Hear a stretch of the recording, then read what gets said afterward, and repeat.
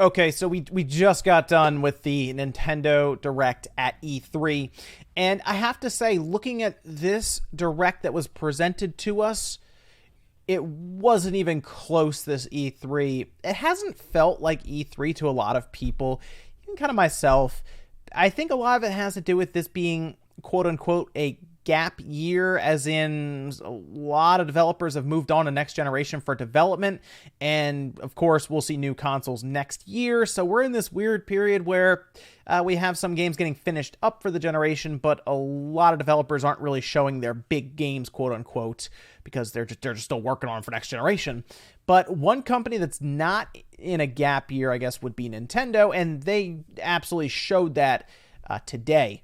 The Direct that they showed us absolutely trounced anything at E3 this year. It just wasn't even close. And it had a lot to do with third-party support, something we've kind of talked about before.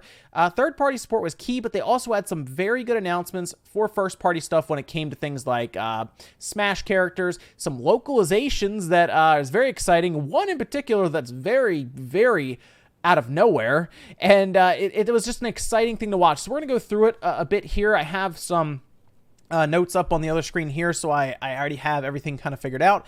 But we did open with Dragon Quest characters heading into Smash. Now, it was interesting because originally they show us the Luminary, but then they also go off and they show us all the different Dragon Quest characters from the different games, which was really interesting. I don't really know how that's all working together.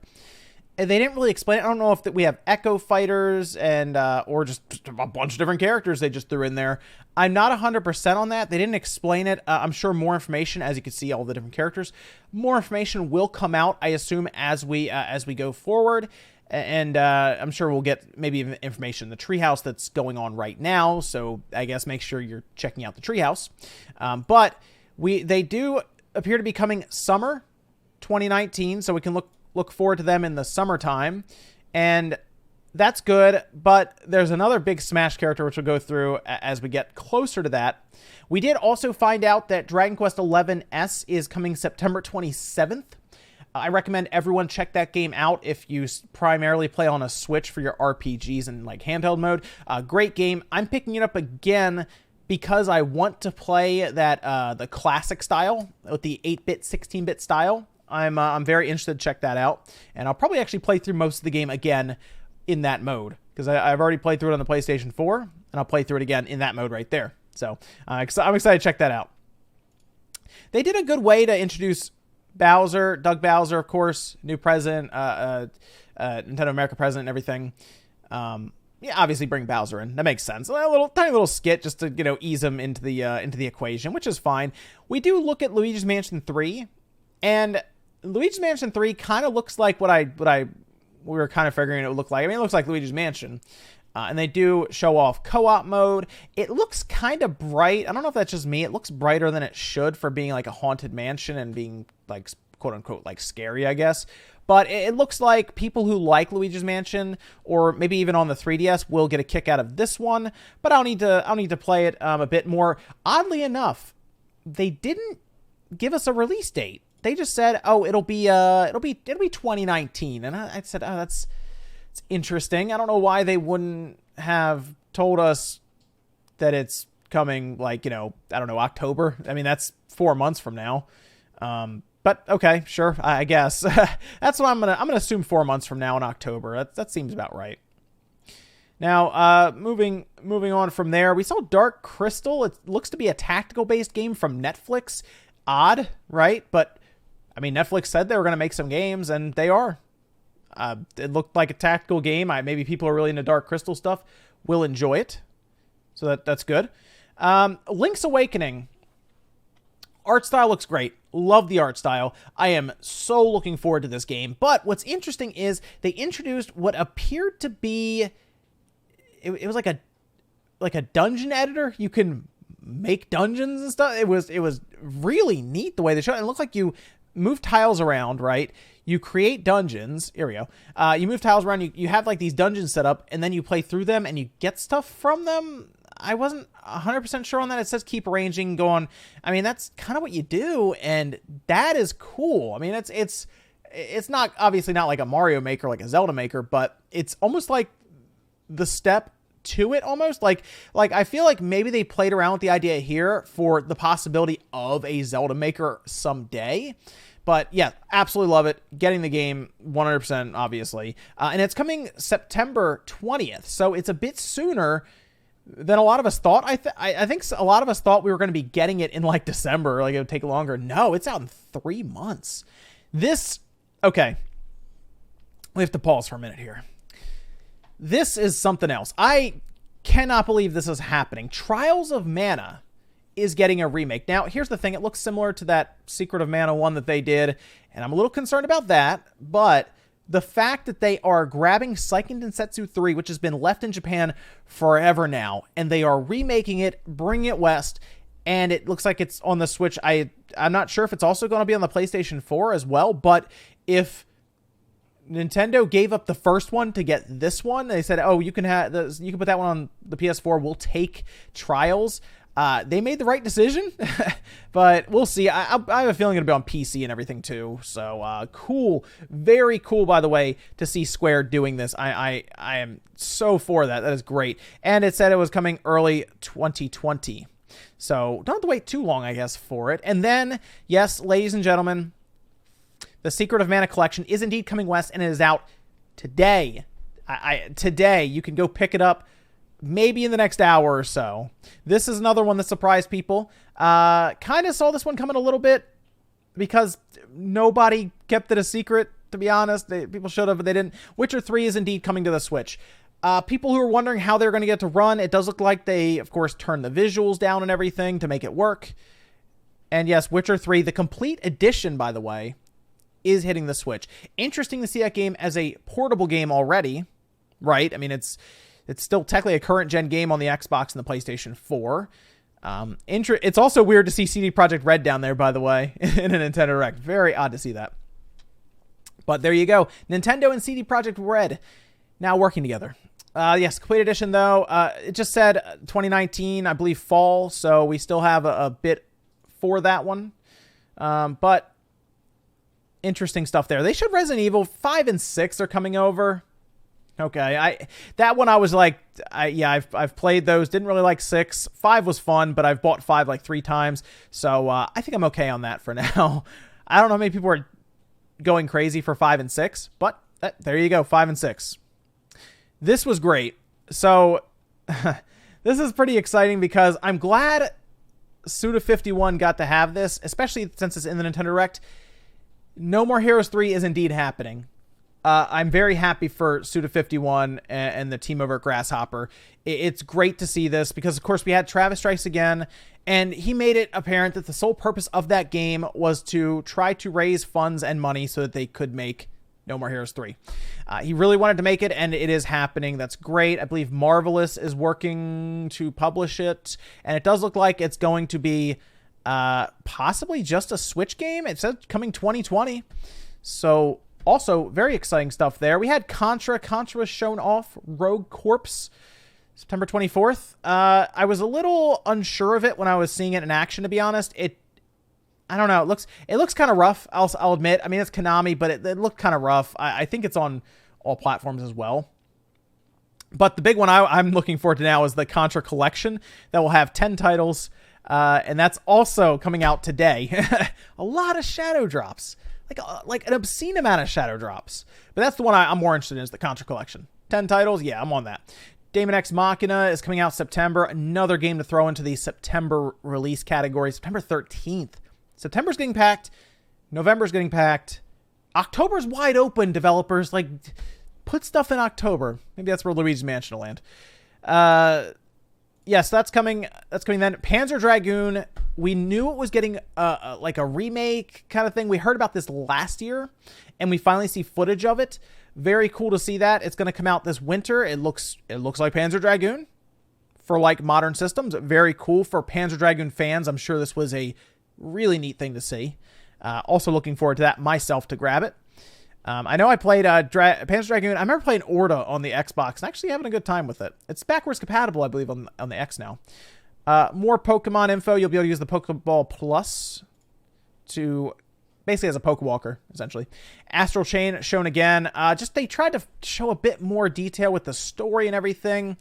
I think it's going to be in the Treehouse, but it's also out in like 2.5 months. I think most of us who want it have already made up our mind that we're going to get it. So at this point, I'm basically just waiting for Astral Chain to come out, and then I'll pick it up.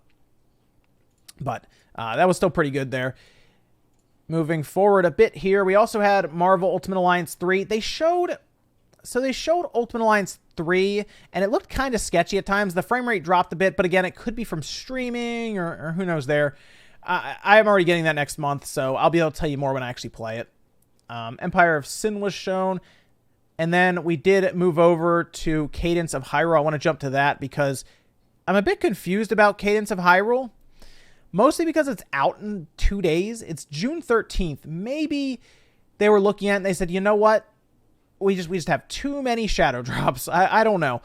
It's weird that you don't just drop it on, I guess, the day of the Direct where you can get people really hyped.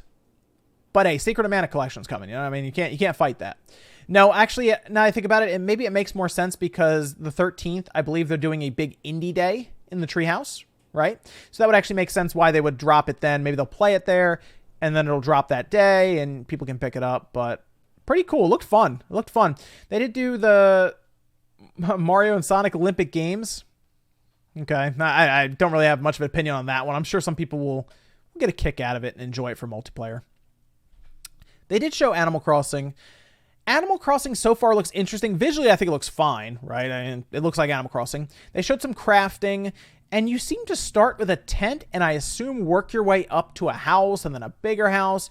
Maybe they've extended the progression a bit with that. Although it has been a while since I've really gotten into Animal Crossing. That was on the GameCube. I didn't really do New Leaf that much. But it looks like Animal Crossing's fans are going to have a lot of fun with it. Here's the issue, though. And this is something I brought up, and people were, a bit quick to jump on me about it. I questioned why we hadn't heard much about it. I questioned why it wasn't one of their games that they had highlighted at E3. And I had a concern that it was getting pushed back. So I just simply asked what's going on with Animal Crossing.